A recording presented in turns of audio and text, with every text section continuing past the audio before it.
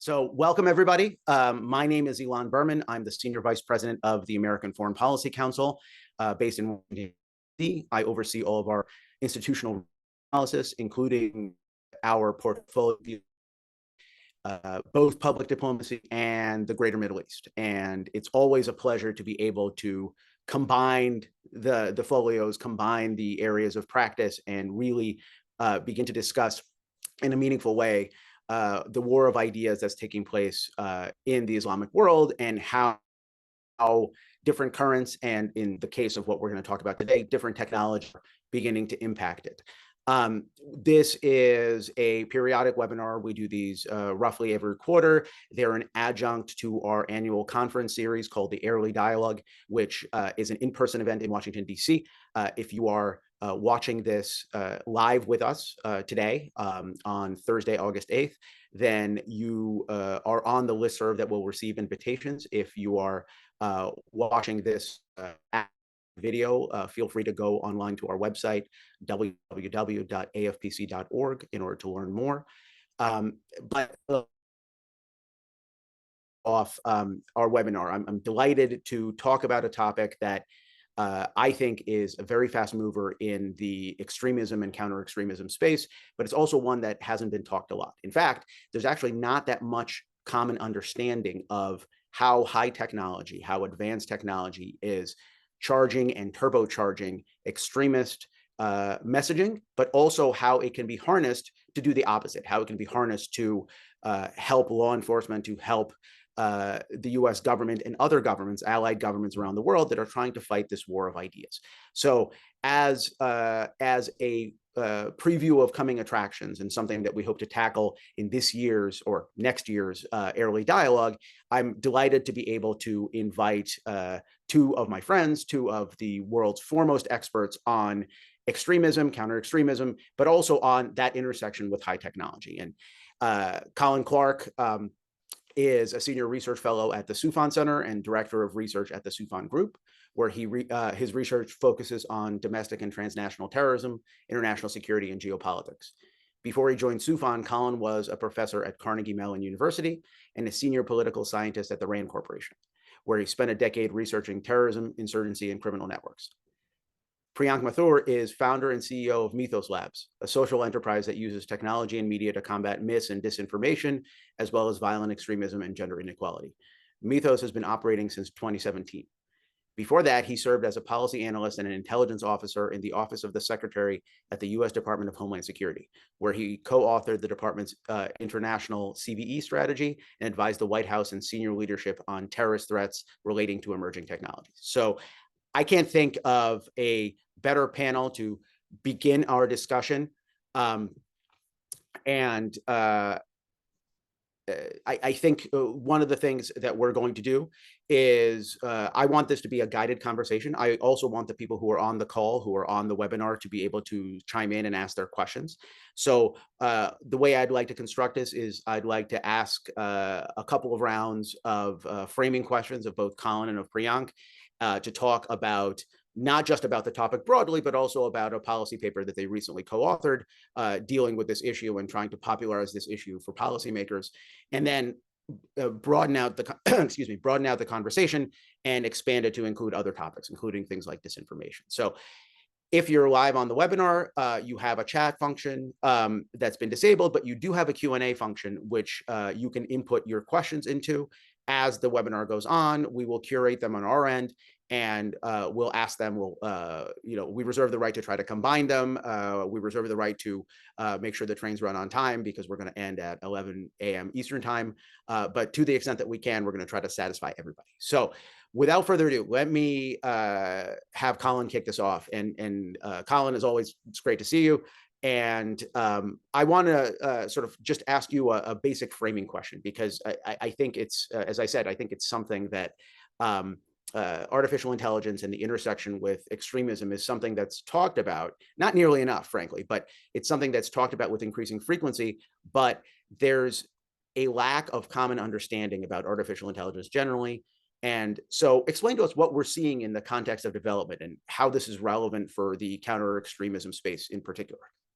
Sure. Well, thanks so much, Ilan, for having me, and to the American Foreign Policy Council, and to those who joined online. I also want to give a shout out to the third co-author on our paper, Clara Brockhart, who is a research fellow with us at the Soufan Center, and was a critical team member on this paper. I think, and Priyank can correct me if I'm wrong, but the genesis of this paper goes back. I mean, this is kind of like a long-running conversation that me and Priyank have had, kind of in person, over text, and we finally were able to sit down and put some ideas on paper. And let me also credit him with being the driving force behind this concept. And a lot has happened even from the time when we initially started talking about this to the present day. A lot of my work recently has been looking at the Islamic State Khorasan province, its propaganda, and as we're reminded once again just yesterday with the foiled plot in Vienna, Austria, targeting Taylor Swift concerts, this is a group that remains extremely active in the propaganda space. Another friend and colleague, Lucas Weber, has documented at length the number of languages that ISK now produces propaganda in, and there's really a kind of propaganda blitz in many ways, that's reminiscent of Islamic State at its peak, at its apex. Think back to 2014 to 2017, when ISIS actually controlled territory and was just pumping out fairly sophisticated but high volume amounts of propaganda, with the goal of initially recruiting people to come join the caliphate. And then once things were going sideways for Baghdadi and company, urging people to stay at home, particularly in the West, and commit violent acts there, right? Homegrown violent extremists. It gave birth to this kind of concept that some have called virtual plotters, some others have called virtual entrepreneurs, right? That's kind of linking up with people that you've never met and trying to direct these plots. And I think, one of the things that Priyank initially, pitched to me was, think about if you're able to produce, fairly sophisticated and well-tailored propaganda at scale. If terrorist groups, if violent extremists could harness this technology. And it reminded me of a great book that Audrey Kurth Cronin wrote a couple of years ago called Power to the People. And it was all about how terrorists innovate using technology. In fact, I used to use it for a couple of courses that I taught at Carnegie Mellon, one called The Future of Warfare, but the other called Social Media, Technology, and Conflict. And I think, as we talk about in the paper, there's kind of a couple of big picture takeaways, and we can get into that throughout the course of this conversation. But one is that, this is a force multiplier of a technology, right? This can be something that makes a small cell violent extremists seem much more potent, right? And can kind of connect across borders. I think it's lowered, we've seen the lowering to barriers of entry across the board, not just artificial intelligence, but 3D printing, the use of unmanned aerial systems or drones, right? And so now everybody can kind of get in the game here. And I think if you look at some of the DIY or do-it-yourself chat rooms online, you can go online and figure out, how to fly drones, right? How to do all sorts of things. And then lastly, the kind of simultaneous global adoption, right? This is something that's happening all over the world. It's not just in the global north. We see the adoption of emerging tech all over the world at an accelerated pace. And that's, largely by normal people, that there's also this kind of dark, sordid underbelly of technology that terrorists always look to exploit. So kind of 30,000 foot, view, that's how we initially started down this path to start looking at this topic. No, I think that's great, and you actually you put on the table a bunch of things, because I think it's absolutely correct to talk about the quickening iteration of technological innovation as an empowering tool, not just in the context of artificial intelligence, in the context of messaging, in the context of doing propaganda at scale, but also it plays out in the real world in the context of technology that's available to non-state actors. But let's sort of stay on the AI topic right now, because Priyank, I wanted to ask you a question about how we're seeing in the real world, right? This phenomenon that Colin described, how we're seeing in the real world extremists begin to exploit, or how we're likely to see them begin to exploit artificial intelligence for their purposes. Because getting ahead of that sort of that phenomenon, I think, is crucially important. Yeah, well, thank you very much, Ilan. Thank you to the American Foreign Policy Council as well, and to all our participants who've joined, taking time out today. It's really lovely to be here with all of you. I think Colin just laid it out quite well from a high-level point of view, the three sort of insights that we had that were really driving this paper. In terms of how we're seeing this manifest in the real world, what's interesting is that in the last 12 months, this has gone from sort of the realm of the theoretical to very much the practical. This is not just hypothetical conjecture of how terrorists might use AI. We're seeing them use it already. There's specific use cases we can talk about. So for example, I think there's three sort of main ways that we've already seen evidence of terrorist organizations using generative AI. The first is to create synthetic media for the purposes of propaganda and disinformation. So we're seeing this play out in the conflict between Israel and Hamas. There was evidence recently that Hamas may be manipulating certain images using AI of, alleged victims and of attacks by Israel. So that's definitely something that's playing out right now. But we're also seeing instances of deepfakes being created using AI. In fact, there's a really interesting case study of ICCT created something called Harvest News, which is like their media outlet. And they were using AI-generated anchors on sort of real-looking news broadcasts. Of course, these were all 100% synthetic and broadcasting, false information to spread their cause. So that's sort of a very tangible example. We're also seeing audio deepfakes. So there's been, for recruitment purposes, we've seen evidence of deepfake nasheeds, which is, of course, the religious songs that are often used in recruitment purposes, featuring animated characters, things like that. And then lastly, we're also seeing generative AI tools being used for translation and transcription into multiple languages so that the reach of this propaganda is amplified exponentially. So, for example, I think it was August of 2023 where an IS supporter posted on a messaging platform that this person was located in Central Asia, and they said they were using an AI tool to take messages from central leadership in Arabic and translate them into multiple Central Asian languages and disseminate them very quickly. So I think you're already seeing plenty of instances. And by the way, the thing that I think is interesting is it's not just that these terrorist groups at a central level are using generative AI. They're also interested in teaching their supporters how to use generative AI. To put it in government lingo with which we're all familiar, they're doing their own version of capacity building with AI literacy. There was a tech support guide, that's what they called it, that IS put out about a year ago for how you can use generative AI. And this was directed at their supporters. I know that an Al-Qaeda affiliated outlet also put out a similar guide. And we're seeing sort of guides to memetic warfare and how you can use AI to create memes and sort of stay at the forefront of the viral sort of digital economy, if you will, in the war for ideas. So I think this is, we have definitely crossed over. If we'd had this webinar a year, 18 months ago, we might have been focusing more on the what ifs. What if terrorists start using it for X, Y, Z?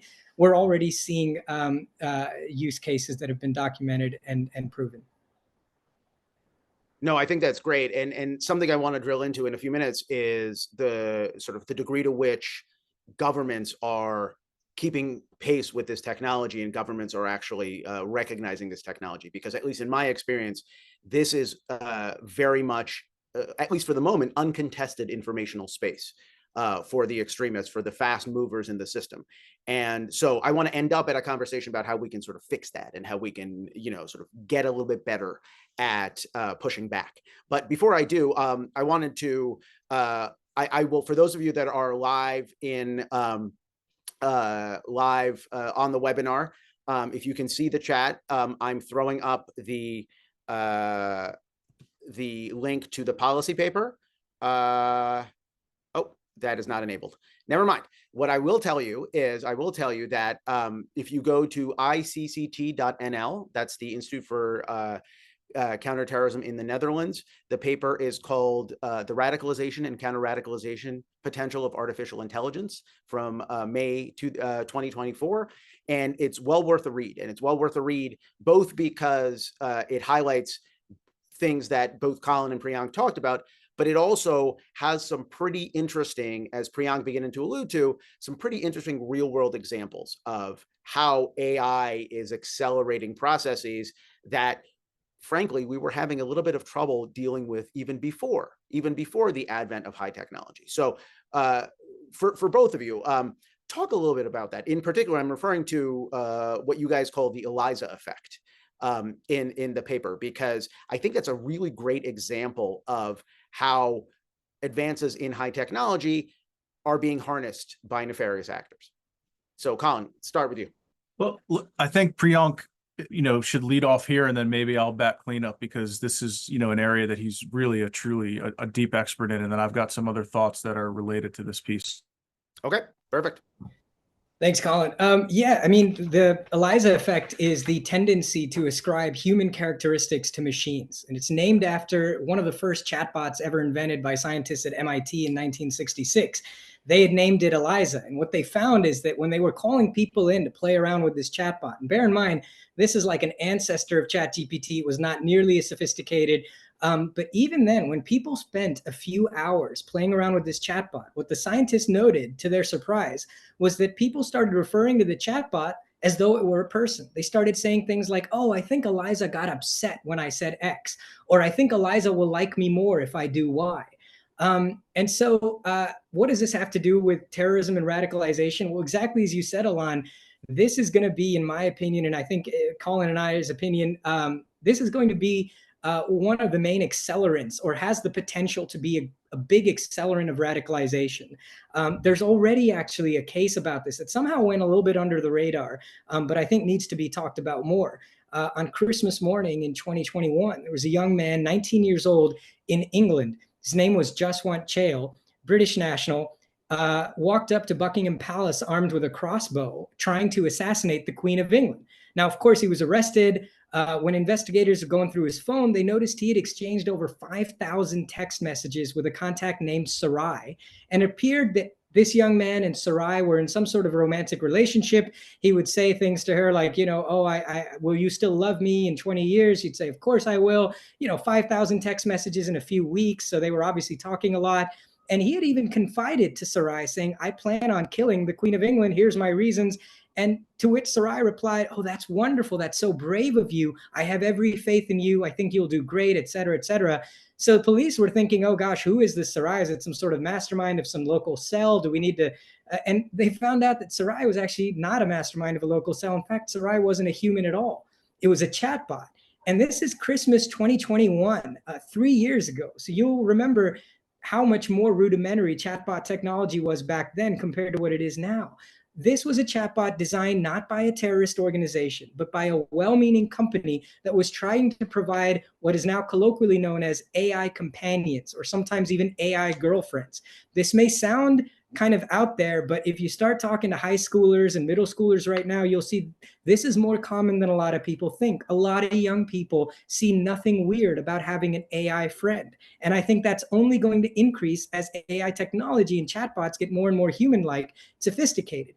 And this is one example of a chatbot that wasn't designed with terrorist intent. It was designed to just make the user feel good about themselves, boost their self-esteem. And what ended up inadvertently happening was that it encouraged this young man to act on his worst impulses and his most violent impulses. And that, I think, is a risk that's going to be really hard to detect and mitigate, because it's not, I don't stay awake at night worrying that ISIS is going to create a large language model that is more sophisticated than what Microsoft and OpenAI can create. I don't think they're going to be able to do that. But I think what we have to worry about is the well-meaning models that can unintentionally bring out tendencies in people who are prone to radicalization and just accelerate that process. Luckily, this young man was not very competent at being a terrorist, but future iterations might be, and might be harder to intercept. Well, that's fascinating. Colin, you want to plug in? Yeah, I mean, look, Priyank just describes it perfectly, and it almost sounds like something out of Black Mirror, something totally futuristic that if you explain to somebody that wasn't in the weeds like we are, they'd say that's so far-fetched, not even feasible. But again, this is years ago, right? And the technology has advanced considerably since then. I think picking up off that last point, I also don't expect ISIS to, construct this large language model that they're going to be using, in the same way that Microsoft would, right? However, terrorism is a numbers game, and it's a small numbers game. And so if they're able to do even 30% of what exists already, and they're able to kind of flood the zone, they're hoping to convince even 0.1% of the people that receive these messages to engage in some kind of violent extremist act. And, that could equate to another half a dozen attacks in the West each year, right? And if you think about it, layered onto some of the other geopolitical trends, including our shift to great power competition, fewer resources for counterterrorism. If you go to Washington these days, the priorities seem to be threefold: China, China, and China. Nobody's talking about counterterrorism. What do you mean ISIS? No one cares about that. And so I think, using technology in this way is something that we really just need to learn a lot more about. I think the other thing, and Priyank nailed this as well, where he talked about building partner capacity or building capacity, right? To me, what this equates to is what we would call train the trainer, right? In the United States, working with military partners, they can now train people that can go out and train others to do this, which is also, in addition to the technology, a force multiplier. The tech support part made me laugh because when I ran, our tech support was known as Information Services, or IS. And so when I heard that IS was on their way to my office, I thought, well, okay, maybe good thing I work in a skiff. But these are real problems that they're going to have to troubleshoot and deal with. And then I think, to your point, Ilan, you talked about this kind of uncontested information space. Now, that's something that I think we're really kind of behind the eight ball on. It's something I worked on a lot during my time at RAND, which was, defining the information environment. How do we kind of operate in and through this, and spend a lot of time working with various stakeholders on what we would call counter narratives, right? And I think this is in many ways a game changer in dealing with that. I tend to focus a lot on red or bad guys, right? When you think about it in a kind of wargaming scenario, I'm a career red teamer. I'm constantly thinking like a bad guy. A lot of this stuff we don't often publish because we say we're not in the habit of giving bad people good ideas. But at the same time, you have to kind of get this stuff out there. You have to talk about it. And I think, within the US government writ large, with our Western allies, there's a lot left to be desired when it comes to kind of basic knowledge on how a lot of these technologies work, not only how terrorists are using them, but how, now switch to the counterterrorism side, blue forces, right, could also use this type of technology to counter violent extremism, to prevent violent extremism, to counter terrorism, or really to kind of fill out that uncontested information space and kind of be there as well, and kind of witnessing what's happening. Well, I think that's a great point. And as you guys know, we at the American Foreign Policy Council work a lot on precisely this intersection, the strategic communications bit of the puzzle. And what's really striking to me is the degree to which governments, which, as you guys both pointed out, can scale much faster and much more ably than extremist, sort of non-state actors, violent extremist organizations can, are nonetheless very much delayed in both their adoption of these technological advances and in even their understanding. The great example from last year, before the events of October 7th, was the Israelis were touting as a big breakthrough the fact that they were beginning to harness artificial intelligence so that their Ministry of Foreign Affairs could communicate simultaneously in a dozen different languages, which sounds impressive, but when you appreciate the fact that Al-Qaeda is doing it and is doing it bigger and is doing it with more languages already, it's not so impressive. And so it gets me to this question about, we talked about the artificial intelligence and extremism intersection. But what about the artificial intelligence and counter-extremism intersection? And Priyank, you and I have had this conversation for a long time. but there's some really innovative things that can be done that you guys at Mythos are doing that U.S. governmental, not just U.S. governmental, but primarily U.S. governmental and then allied nation governmental level to get a little bit further ahead of this evolution of technology. Can you talk about that a little bit?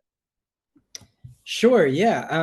I think, I agree 100% with everything Colin just said, actually, but it's very true that this is something that needs to be paid more attention to, especially in DC.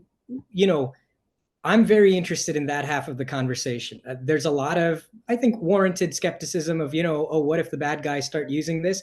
But, the good guys can use this too. This is a tremendous opportunity for us to really upskill our CVE game.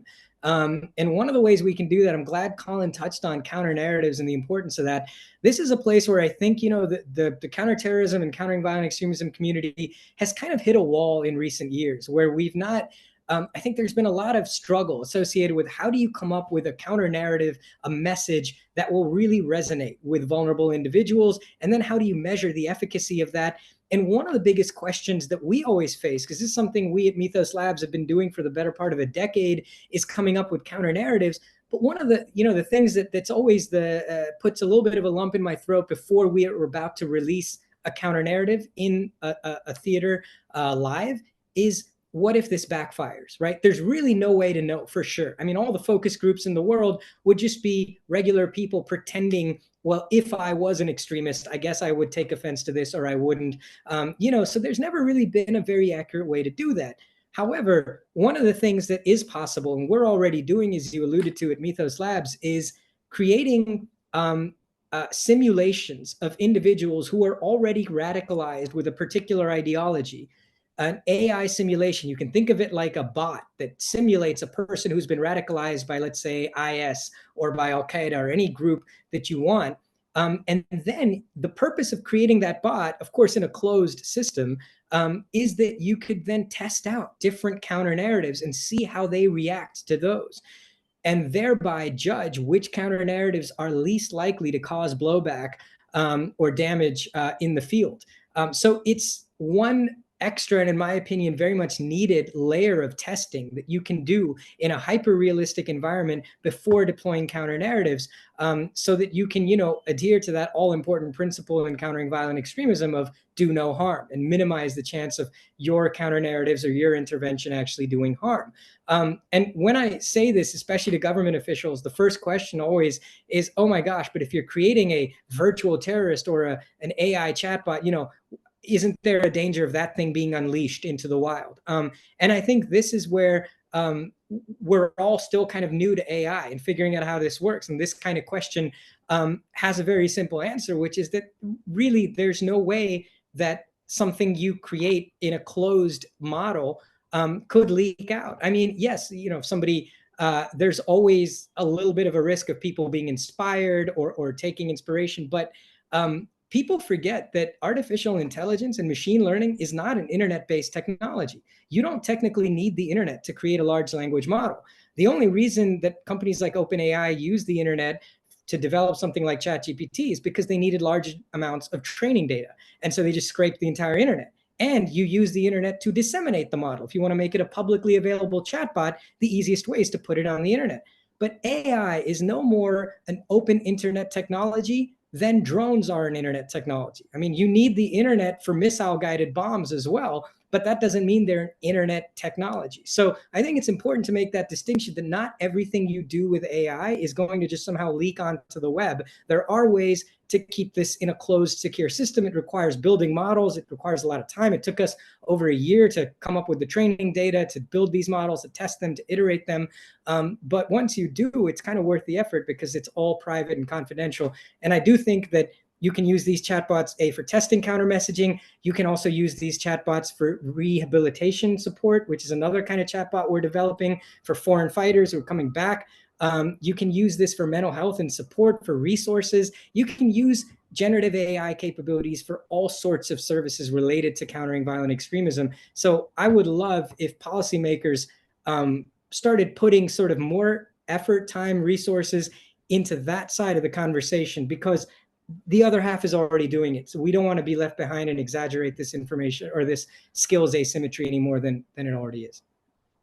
Well, I think that's fascinating. In particular, the idea to the ability, or the idea that we have the ability to, as counter-extremism practitioners, as government officials, the ability to, rather than interface directly with a radicalized individual, but the ability to simulate them, the ability to create inputs that would, maybe not perfectly, but would at least sort of generally mimic the ideation, and then be able to refine our own messaging in a way that makes it easier to de-radicalize them, to rehabilitate them, to show them the error of their ways. That's a level of sophistication, I mean, quite frankly, that we haven't seen yet in our CVE enterprise. Right, Colin? Yeah, agreed. And I think, Priyank is exactly right to talk about this in kind of the two different spheres, one side of the conversation versus the other. Now, the bad guys, right? Terrorists, insurgents, violent extremists, they're getting reps right now. They're figuring out what's working, what's not, and they're kind of, as any good violent non-state actor would do, they're adapting, right? And they're kind of tweaking what works. And I wonder, are CT practitioners getting those same reps? Because as a longtime war gamer, for Rand, I was the lead to the U.S. Army Deep Futures war games called Unified Quest, and we'd go out there. And to what extent is this being baked into existing games so that we can learn from them? Priyank made a great point in the opener, which is this isn't hypothetical anymore. We've got use cases, but where are we looking at those? Where are we studying those? And then where are we looking kind of beyond those to forecast of saying, okay, if these things have happened already, and we're talking about a technology that's accelerating at rapid speed, what could we expect in 1 year, 3 years? What does that look like? And then how do we develop a response to that? And so I think we get really lost with the bright, shiny object, that when something else comes along, we see this kind of obsession. I lived through it with big data, where big data was the be-all, end-all and the solution to everything. And it just became a conversation stopper in certain parts of DoD, where you'd bring up something that was concerning and people would kind of hand wave and say, oh, there's big data solutions for that. And I'd say, well, what do you mean? And they'd kind of look at me as though, I had just cursed the Holy Grail. Like, what do you mean? I said big data. Don't you get it? And then once you start trying to unravel that, you realize that people really may not have a good understanding of what that is. Same thing with cyber. For a while, everything was cyber. And I kind of was joking with a colleague at one point. I said, I just ordered a book on Amazon. Did I do cyber? Like, what? We use it so much that we overuse it and we lose the meaning. And I think we're seeing that with AI now too, where everything is just kind of like, oh, well, generative AI, cognitive AI, and people kind of hand wave it without really having a real understanding of what that is. And that's problematic if you're a warfighter. That's problematic if you are a CT practitioner. And that's problematic. I think Priyank made a really great point of, this is not just something used in kinetic warfighting. There's a rehabilitation aspect to this. So like, social workers, all those people that are going to be interacting with former fighters need to know how this works as well. And I think that's where I'm a little bit worried that we're kind of behind the curve and we're going to have to play significant catch up with a technology that's kind of always 2 or 3 steps ahead. No, that's great. And I want to encourage anybody who's live on the webinar. If you have questions for Colin or for Priyank, feel free to throw them in the Q&A. I've already got one that came in, and it sort of dovetails with the last question I had for you guys, which is to talk a little bit more about the information space, right? I used the example of what the Israeli government had begun to innovate before their foreign policy trajectory was derailed by the events of October 7th. But it's a teachable moment, I think, for other governments, because Israel is trying to get, even before October 7th, was trying to get its word out about its foreign policy priorities. But there's a whole bunch of countries throughout the Muslim world that are trying to do that specifically as an antidote to extremist messaging. So this is a little bit of a two-way street. And I'm curious as to how governments, not the US government, but how foreign governments are perceiving this acceleration that's being driven by high technology in terms of recruitment, messaging, right? The compelling nature of extremist messages, and how they are, if they are, pushing back effectively. Priyank? Well, yeah, I think so if you're, forgive me if I, Clara just put in a question as well. Do you want me to tackle that one as well, or? Let me circle back to that as separately, because I think that's a very natural adjunct to whatever you're going to answer now. So go ahead, and then we'll deal with that. Okay, so if I understood correctly, you're talking about how we can sort of push back in the information space and what lessons we can learn from generative AI for the broader sort of countering disinfo and propaganda as it relates to extremism. You know, I think one of the lessons, and this may sound rudimentary, but is governments are realizing that what AI is doing is not necessarily adding new capabilities or new threats. It's just accelerating timelines. So in the past, you know, if somebody put out a picture that showed a politician in a compromising position or something, there would be a lot of debate. There would be investigation. There would be people on news shows saying, is that a real photograph? Is it not? Because there'd only be one or two of these, right? But when you've got something like what we're seeing in Gaza or what we're seeing in other theaters of conflict, when you've got thousands of synthetic images and deep fakes, or the potential to create multiple of these in a short amount of time, the news cycle pressure, you know, compounds that. And so what I think most governments are going to come around to doing is just sort of trying to create delay mechanisms in these social media sites. And I would not be surprised if some of the legislation aimed at curbing the misuse of AI on social media platforms seeks to specifically target latency. So saying when somebody posts something, how long until that thing actually becomes live and visible to the public? Maybe there's a better system. Maybe there's a way of making it available to trusted accounts first. I don't know. I mean, these are things that I've heard in sort of backdoor discussions among these tech companies, and some of the companies that we work at are openly talking about this and trying to get civil society opinion on how do we build this in. So one, I wouldn't be surprised if you see some more discussion on latency and should there be more of a gap so that people can process and evaluate information, because it's just coming at you like drinking from a fire hose. And the other thing that I think is going to be a lesson that comes out of this, or for the broader information space, is that everything, you know, Colin was absolutely correct that they're getting reps in, and it's not just other terrorist groups that are paying attention to how ISKP is using Gen AI or how Al-Qaeda is using it.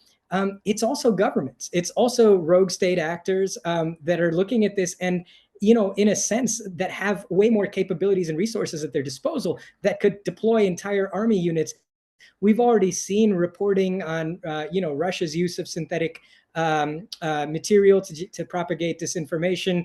You know, there's other countries that everyone on this call probably can think of that would be interested in significantly deploying capital and resources towards this. So I think those are some of the trends to watch out for in terms of how this sort of spreads to the broader information space, in my opinion. No, that's right. And Colin, did you have anything to add?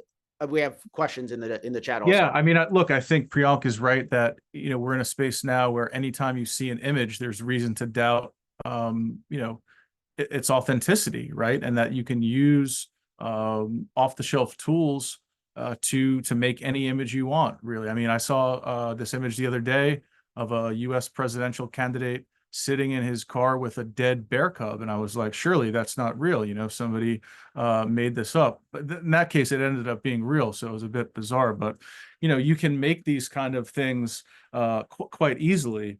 And I think, you know, the real point, I think out of all the interesting things that Priyank just said, we do tend to stop at terrorist groups, right? But what about the IRGC Quds Force with this kind of a capability? That's what you should be really concerned about, because now you're coordinating the axis of resistance, you know, with this technology. And I think, you know, the last part is that, you know, this is an enabler, right? This is also linked to multiple other technologies. A couple of years ago, I was looking closely at what China's doing in Xinjiang province, kind of monitoring their own citizens and talking to folks about that. And they said, wow, what a kind of scary thing that they could build this electronic surveillance system and potentially one day maybe export it to other authoritarian countries. And I said, I don't think it's just authoritarian countries that would be interested in that. You could easily see other countries that we wouldn't necessarily qualify as authoritarian going down that path, right? If they think it's something that will help them defeat a nascent insurgency, or if they think it's something that they could use to monitor their political rivals. I think really the only impediment here is our imagination, right? Is how you can use these tools to carry out your foreign policy objectives or to do some pretty nefarious things, depending on, what entity we're talking about here. I think that's absolutely right. And a real world example that we've seen over the last year is the degree to which high tech driven Russian propaganda has helped to shape outcomes in political elections all over Africa. And, the Russians are leaning in very heavily, as you guys both know, into the information and also the disinformation space on the African continent as a sort of an area of external operation. So I think that's absolutely right. But to get to Clara's question, because I think it's extremely germane, she asks, how come social media platforms have been so bad at removing AI-powered extremist content, even though they've supposedly been working on disinformation mitigation for years now? I know there's a pithy answer and there's a deep answer, so feel free to do both. I'll give you the pithy answer, and then maybe Priyank can give you the deeper answer. And mine's going to probably be a little bit tongue-in-cheek, but I'm really cynical when it comes to some of these companies that I'm just not sure that they have enough skin in the game where they're dedicating enough resources to do it.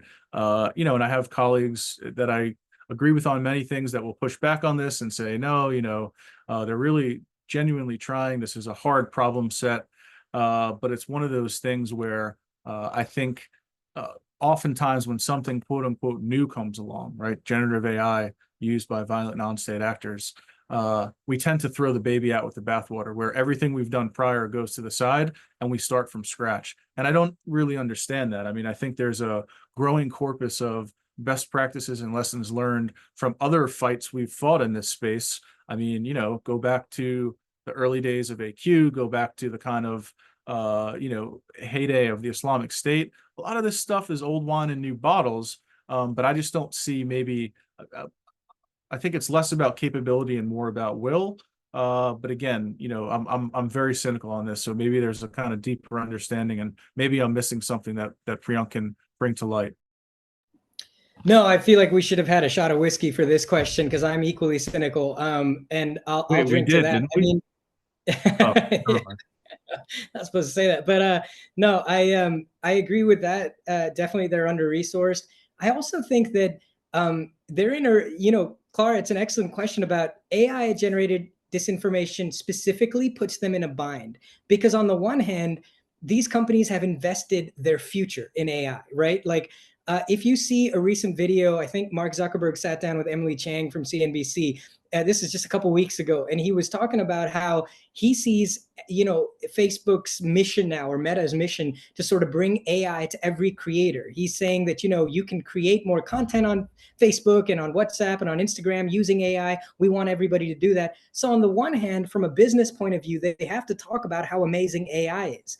Now, if they start openly focusing on how terrorists are using AI to spread bad things, it convolutes the message. So I think, and when you have that tension, the business case always wins, because these are businesses. They're not government agencies. They're not nonprofits. The second thing that I've noticed, which and I love some of the people who work at these tech companies in the public policy division. I agree with Colin. I think there are well-meaning people there genuinely trying to make a difference. But my question to them always, every conference I go to, is why are you sending public policy to these? You should send someone from product. It's the product that has the problem. It's the algorithm that has the problem. There is nothing even Nick Clegg, who is the head of public policy, can do to change someone's mind about a product decision at Meta. That would have to come from product managers, from the head of product. I've worked at a tech company. I know that public policy comes back from these conferences, submits a nice 2-page memo, and that's great. It doesn't affect, the decisions they make thinking of shareholder value. So until there's a serious, you start bringing the right stakeholders from these companies. I think they should be mandated, and the White House just set up that council and those voluntary agreements that all those companies signed about safeguarding AI. That's great. But I feel like there should be a statute in there that you've got to send a representative from your product team to these meetings at the White House, not your public policy team, which, let's face it, is a bit of a revolving door between the policymakers and the folks in public policy at these organizations. So the result is nothing really changes. No, I think that's a great point.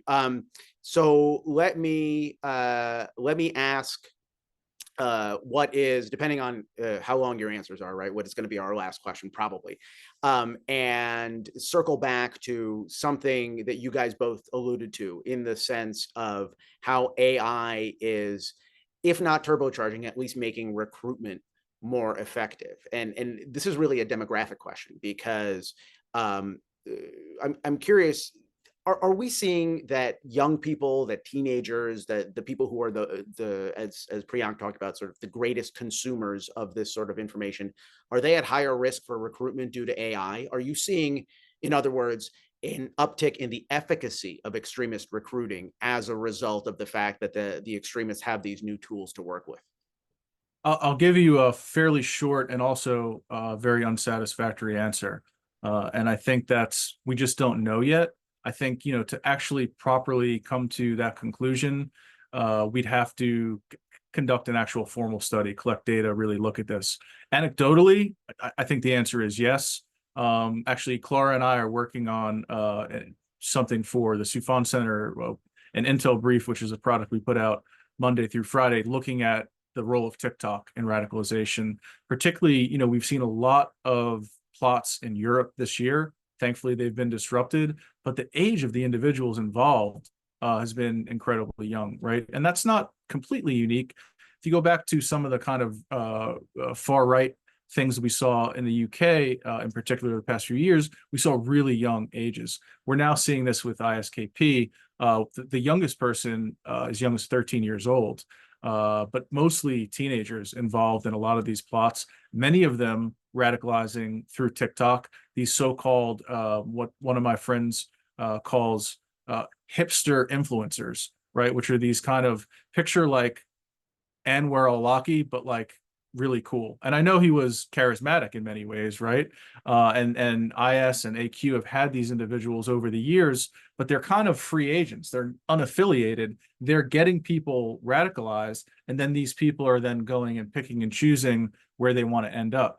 ISKP is just the most active right now. They're taking advantage of various diasporas that live in the West, particularly in Europe, Central Asian diaspora, folks from the Caucasus, and as we've seen with this last Vienna plot, individuals from the Balkans, right? And so they know what works. One of the things that Priyank and I talked about at length was the sophistication of using AI to produce propaganda that is tailored to a specific demographic, and how easy that is. I think IS was the real pioneer of that, right? The messages that they sent to Uyghur families in Xinjiang to come to the caliphate was far different than the messages they were sending to the likes of Abdelhamid Abaoud and all his buddies in Europe that were kind of from this crime terror background, right? Their motivation to join the caliphate was a lot different. It's still the same result, right? You're still building this massive jihadist proto-state in the heart of the Middle East, which then took us as an international community years to attempt to dismantle, and we're still dealing with the residue and the aftermath of that right now. Priyank? Yeah, I mean, the only thing I'll add to that is I completely agree. We don't have the data yet. Probably anecdotally, at least, it's safe to say that whether or not young people are more affected by the propaganda remains to be seen, but they're probably more adept at creating this sort of propaganda. You're probably seeing the AI-generated deepfakes and that media harvest and a news harvest outlet that IS created with the AI-generated anchors and all. My guess is that those are some of the more young and tech-savvy members of these groups that are more willing to do this. The other thing that I would add is that we're going to see now, as Gen Alpha, I guess, grows up, folks who are in middle school right now, we're going to see the first AI native generation come of age in about 10 years. And so it'll be really interesting to see what level of comfort they have with AI that previous generations didn't. Just like, you know, it's very normal for Gen Z to spend a lot of time on their phone looking at screens, whereas for older generations, you know, the idea of staring at a screen for 6 hours a day when we were kids would have been strange. And so I think that a lot of these things like an AI girlfriend or an AI companion app or the Eliza effect, they're going to become much more normalized when you have a generation that never knew a time before AI. And that generation is still in school. So we'll see how this plays out in the next 5 or 6 years. Okay, so now all of a sudden we're getting a deluge of questions. So let me try to, just in the last few minutes that we have remaining, let me circle back, and we'll make this the last one, to the conversation that you guys were having about social media companies and accountability and responsiveness, because I think it really sort of touches a nerve for a lot of people. How do you make, with or without artificial intelligence as a feature, but how do you make countering terrorism and violent extremism more critical to the business model itself? Is it possible to do that? Because Priyank, you made the sort of the case that there's a organic difference between the public policy and the programming, right? The product development sides of the house. Is there a way to elevate the complaint? I mean, you know, it would be interesting to look at as an analogy how governments have treated drugs or substances that were banned, right? Because in a way you could think about the dopamine hit that you get when you go down an algorithm rabbit hole. It's kind of like nicotine, or it's kind of like marijuana. So you know, there's certainly the carrot and the stick. I think one way you make it a more profitable business model is what we're seeing happening in the UK, Ofcom, the new online safety bill, which won't take effect until 2025, but they've got legislation that has passed, which starting 2025, any big tech platform where they see evidence of misinformation or hate speech could be fined up to 10% of their revenue. And senior managers could even face jail time. So that's sort of the stick element, right? Is that just make it more expensive to not to allow extremist content on your platform. That will certainly make it a business case for why we should invest in this. But the carrot incentive is also just, you know, there's been a very antagonistic relationship between governments and tech platforms. And maybe there's some room to sort of say, look, if you did sort of start taking this issue more seriously, there could be a more positive association there. There could be a world where, you know, I don't think any of these companies need subsidies or anything like that, but there could be the way that the US government helps defense contractors grow their business, contractors who are of strategic interest to the government. You know, could there be down the line a designation of strategic interest for social media companies? So, you know, I think the balance of the carrot and stick is probably the best path forward. Yeah, I agree with that. I just think that it's hard to take the stick aspect seriously when we have, you know, once or twice a year tech titans and Silicon Valley chiefs that come to Capitol Hill, and these guys don't even break a sweat because they're being questioned by octogenarian senators that probably don't even use any of the things that they're asking about. I mean, you know, when Chuck Grassley is grilling you about the use of electronic mail, you know, like how serious can you take any of this? There's no real concerns over legislation. Or you have the other piece where you have someone like Josh Hawley that's grilling somebody about their ethnicity, you know, the TikTok, you know, representative. So I think these are a lot of times when you watch these hearings on the Hill, it's farcical. We're not getting to the heart of the matter. Half the people in Congress don't understand the technology, and the other half want to make a partisan point about it. And so when you know folks come to town, there's no real concern that they're going to face any kind of sanction. And that's why I say, unless they have more skin in the game, we're not going to see any real progress on this. It's rinse and repeat. You know, it kind of cycles its way out of or filters its way out of the news cycle, and it goes back to business as usual until we have some kind of major, you know, crisis or attack where people go, huh, we really should look into regulating this technology a bit more. But again, if you don't understand it in the first place, how can you actually engineer that? Well, certainly an issue to watch. We'll have to leave it there for now because I'm cognizant of the time. Thank you both for spending the time, for beginning the conversation. I think there's a lot more that we can dig into. There's a lot more that we can talk about in terms of practical applications. I commend to all of you who are on the webinar live, and all of you who are watching this after the fact on YouTube, to read Colin and Clara and Priyank's paper at the ICCT.NL, the International Center for Counter-Terrorism. The paper is called "The Radicalization and Counter-Radicalization Potential of Artificial Intelligence." It's really an eye-opening read. It's also an accessible read, right? Perhaps most importantly, because this is a topic that tends to be relegated to technical discussions much more than the broader policy community. And I think that's a mistake. So thank you guys for taking the time. Thank you guys for beginning to try to popularize this issue. I think it's hugely important. Thanks everybody for joining. We will reconvene soon in the ether. This webinar is going to be available to watch in its entirety on the AFPC website, www.afpc.org, or on AFPC's dedicated YouTube channel. We'll also put a link in the summaries, both on YouTube and on the AFPC website. We'll put a link to the paper so you guys can access it there as well. And we should have that up in just a couple of days. So thank you both. This has been tremendously edifying, certainly for me. I hope for everybody else that's joined, and to be continued. Thanks so much. Appreciate it. Thank you.